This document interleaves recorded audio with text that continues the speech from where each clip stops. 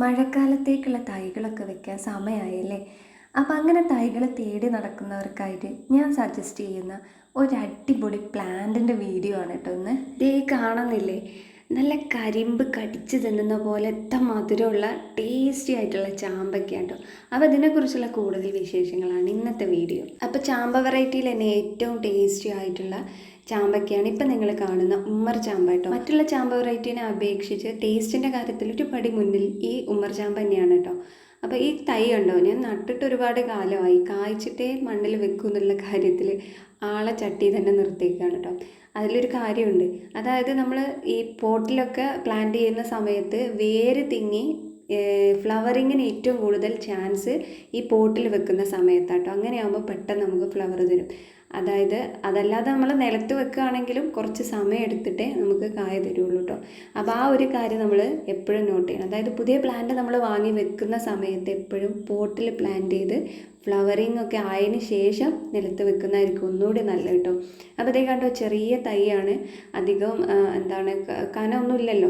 അങ്ങനത്തെ ചെറിയ തൈയിലാണ് ഇപ്പോൾ ഈ ഒരു ഫ്ലവറിങ് ഉണ്ടായിട്ടുള്ളത്. ഇത് നമ്മൾ ആദ്യത്തെ ഫ്ലവറിങ് ആണ്. അപ്പോൾ ആദ്യത്തെ കായ പറിക്കുന്ന സമയത്താണ് ഞാനിപ്പോൾ ഈ വീഡിയോ ചെയ്യുന്നത്. അപ്പോൾ ഇതെങ്ങനെ ടേസ്റ്റ് ഉണ്ട് എന്നുള്ളത് ഞാൻ എത്ര ഉറപ്പിച്ച് പറയാൻ കാരണവും അത് തന്നെയാണ്. അപ്പോൾ നമ്മൾ ഇത് ചെയ്യുന്ന പോലെ, പ്ലാന്റേഷൻ നടത്തുന്ന പോലെ തന്നെയാണ് ഇതിൻ്റെ നടലും പരിചരണവും ഒക്കെ കേട്ടോ. നല്ല വെയിലുള്ള സ്ഥലത്താണെങ്കിൽ നമുക്ക് ഒരുപാട് ഫ്രൂട്ട് കിട്ടുവേ. അപ്പോൾ നടുന്ന സമയത്ത് എല്ലാം ചെയ്യുന്ന പോലെ തന്നെ മണ്ണും ചാണകവും പിന്നെ കമ്പോസ്റ്റ് വളം മിശ്രിതവും ചേർത്താണ് നമ്മളിത് പ്ലാന്റ് ചെയ്തിരിക്കുന്നത് കേട്ടോ. പിന്നെ മാസത്തിലൊരിക്കലാണ് വീണ്ടും നമ്മൾ വളം കൊടുക്കുക. ഇപ്പം ശരിക്കും പറഞ്ഞാൽ ഇതിനെ നമ്മളിങ്ങനെ മാറ്റി വെച്ചേക്കാണ് കുറേ ആയിട്ട്. ഇതിൻ്റെ കൂടെ നമ്മൾ വാങ്ങിയ പ്ലാന്റൊക്കെ ഫ്ലവർ ചെയ്ത് കഴിഞ്ഞു. അപ്പോൾ ഇത് മാത്രം എന്താ ഇങ്ങനെ ഇരിക്കണേ, അപ്പോൾ അതിനെ ആൾ മാറ്റി വെച്ചേക്കായിരുന്നു. അപ്പം അങ്ങനെ നിൽക്കുമ്പോഴാണ് ഫ്ലവറിങ്ങും പിന്നെ ഫ്രൂട്ടൊക്കെ പിടിച്ചു തുടങ്ങിയിട്ട്. ഇനി നമ്മൾ അടിപൊളിയാക്കി എടുക്കുന്നതായിരിക്കും.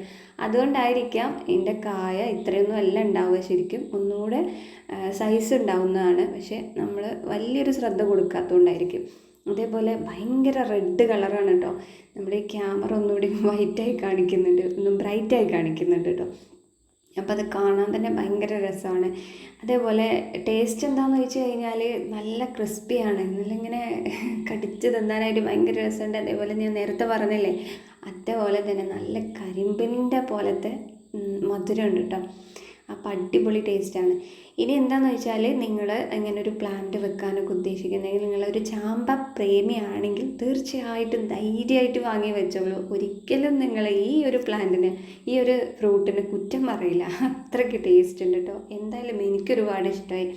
അപ്പം ഇത് വീട്ടിലുള്ളവർ ഒരുപക്ഷെ വീഡിയോ കാണുന്നുണ്ടെങ്കിൽ നിങ്ങൾ അഭിപ്രായം കൂടി അറിയിക്കട്ടോ. അങ്ങനെ ആവുമ്പോൾ മറ്റുള്ളവർക്കും കൂടി അതൊരു ഉപകാരപ്രദമാവുമല്ലോ. ആദ്യം കായ്ക്കുന്ന ഫലത്തിന് എപ്പോഴും ഒരു പ്രത്യേകതയല്ലേ.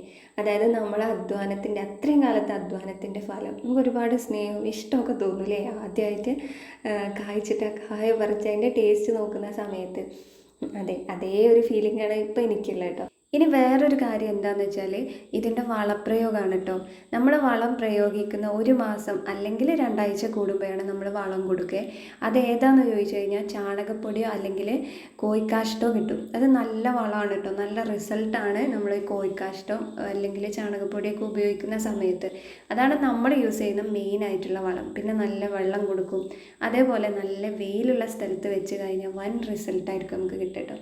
അപ്പോൾ മഴക്കാലമൊക്കെ വരാൻ തുടങ്ങി, സ്വന്തമായിട്ട് നമുക്ക് വീട്ടുവളപ്പിൽ കീടനാശിനി അടിക്കാത്ത പഴങ്ങൾ ഉണ്ടാക്കി കഴിക്കാനും അത് ഉണ്ടാക്കുമ്പോഴുള്ളൊരു മനസ്സിനൊരു സന്തോഷമുണ്ടല്ലോ.